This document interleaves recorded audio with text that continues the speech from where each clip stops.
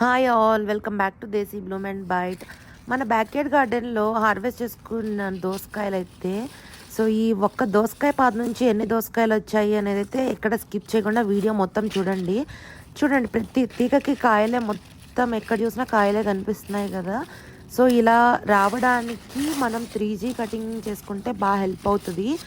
నేను previous videos మీరు కనుక చూడకపోతే ఒకసారి చెక్అవుట్ చేయండి. మన ఛానల్లో నేను ప్రూనింగ్ గురించి అయితే చెప్పాను. అది మనం తీగజాతికి దేనికైనా హెల్ప్ అవుతుంది.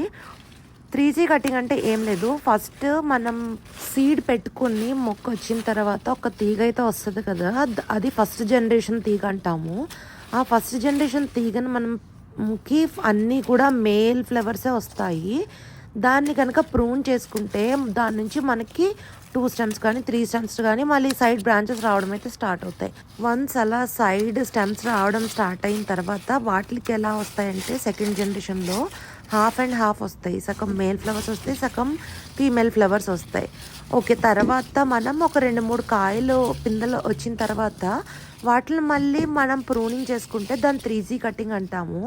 అలా చేసుకున్నప్పుడు ఇంకా ఎక్కువ కూడా 90% మనకి ఫీమేల్ ఫ్లవర్సే రావడానికి ఛాన్సెస్ ఎక్కువ ఉంటాయి. అలా చేసుకుంటేనే మనకి ఈ విధంగా అయితే వచ్చాయి. ఒక్క పాదుకి ఇన్ని కాయలు వస్తున్నాయి కదా, అందుకే కొంచెం చిన్న సైజు వస్తున్నాయని నేనైతే అనుకుంటున్నాను. అండ్ ఒక్క పాదుకే మొత్తం ఇన్ని కాయలు వచ్చి ఒకటేసారి అన్నీ గ్రో అవ్వాలి అంటే కనుక చాలా ఎనర్జీ కావాలి కదా. దానికి కావాల్సిన సాయిల్, ఫర్టిలైజర్స్ అన్నీ కూడా ఇవ్వాలి. దట్ ఆర్గానిక్గా గ్రో చేసుకుంటున్నాం కాబట్టి నేనైతే కౌ మాన్యూర్ ఒకటే ఇచ్చాను. ఇది అయితే ఆల్మోస్ట్ మనకి 200-300 కాయలు వచ్చాయి. ఇంత సైజు అంటే బాగా వచ్చాయి. నాటుకాయలు ఇంకా ఇంతే ఉంటాయి కదా, మరి ఎక్కువ పెద్దగా అయితే ఉండవు కదా. హైబ్రిడ్ అయితే చాలా పెద్ద పెద్దగా కాస్తాయి. ఇది మనం గ్రో చేసుకున్నది నాటు వెరైటీ, ఎస్పెషల్లీ మన ఇండియన్ వెరైటీసే కావాలని అయితే గ్రో చేసుకుంటున్నాను నేను. ఇవైతే పప్పులోకి, చట్నీకి అన్నీ చాలా బాగుంటుంది ఈ కాయ టేస్ట్ అయితే. మీరు ఎప్పుడైనా ట్రై చేయకపోతే ఒకసారి ట్రై చేయండి. నేను ఇది రెగ్యులర్గా ఇండియన్ స్టోర్లో తెచ్చుకున్న కాయ నుంచి సీడ్స్ కలెక్ట్ చేసుకుని అదే వేసుకున్నాను. అలా వేసుకుని నేను ఇలా ప్రూన్ చేసుకోవడం వల్ల బాగా హెల్ప్ అయిందని అనుకుంటున్నాను.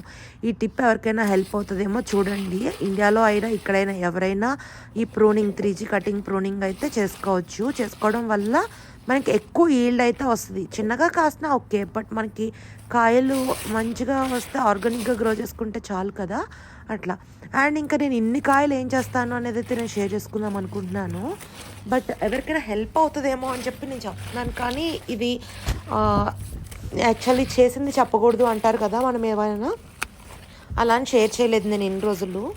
బట్ నేనైతే నాకు ఎక్కువ హార్వెస్ట్ వస్తాయి కదా, వచ్చినప్పుడు నేను కొంత క్వాంటిటీ అయితే తీసి సైడ్కి పెట్టేస్తాను. అది నేను టెంపుల్లో అయితే ఇస్తాను, గుడిలో. ఫస్ట్లో అయితే మేము ఫ్రెండ్స్ అండ్ కమ్యూనిటీలో నైబర్స్ అందరికీ ఇచ్చిన తర్వాత ఇంకా ఎక్సెస్ వస్తాయి కదా, నెక్స్ట్ వీక్ అలా వచ్చినాయి అన్నీ తీసుకెళ్ళి టెంపుల్లో అర్చకులకి ఇచ్చేవాళ్ళం. చాలా ఎక్కువ క్వాంటిటీ వస్తున్నప్పుడు ఏం చేస్తున్నామంటే కార్డ్బోర్డ్ బాక్సెస్ ఉంటాయి కదా మనకి, వాటిల్లో మనకి ఏ వెరైటీస్ ఎక్కువ ఉంటాయో అన్నీ కూడా నేను ఫస్ట్ కొంత క్వాంటిటీ టెంపుల్లో, గుడిలో ఇవ్వడానికైతే తీసి పక్కన పెట్టుకునేదాన్ని. అలా తీసుకొని పట్టుకుని వెళ్ళి అక్కడ ఇచ్చేసేవాళ్ళం. కిచెన్ ఉంటుంది టెంపుల్లో, ఆ కిచెన్లో ఇస్తే అర్చకులైనా తీసుకుంటారు. లేదు అనుకుంటే మనకి టెంపుల్లో అన్నదానం చేయడానికి కుక్ చేస్తారు. అలా కుక్ చేసినప్పుడు కూడా మనం ఇచ్చిన వెజిటేబుల్స్ హెల్ప్ అవుతాయని చెప్పి నేనైతే నాకు ఏవైతే ఎక్సెస్ క్వాంటిటీ ఉంటాయో అవైతే తీసుకెళ్ళి టెంపుల్లో ఇస్తాను. అండ్ ఇంకా అక్కడ వాలంటీరింగ్ చేయడానికి కూడా వస్తారు కదా మనకి టెంపుల్లో, వాళ్ళు కూడా తీసుకుని వెళ్తారు. బట్ అది ఎవరికైనా కానీ వేస్ట్ అయిపోకుండా షేర్ అవుతున్నాయి కదా, అది మాకు హ్యాపీగా అనిపించింది.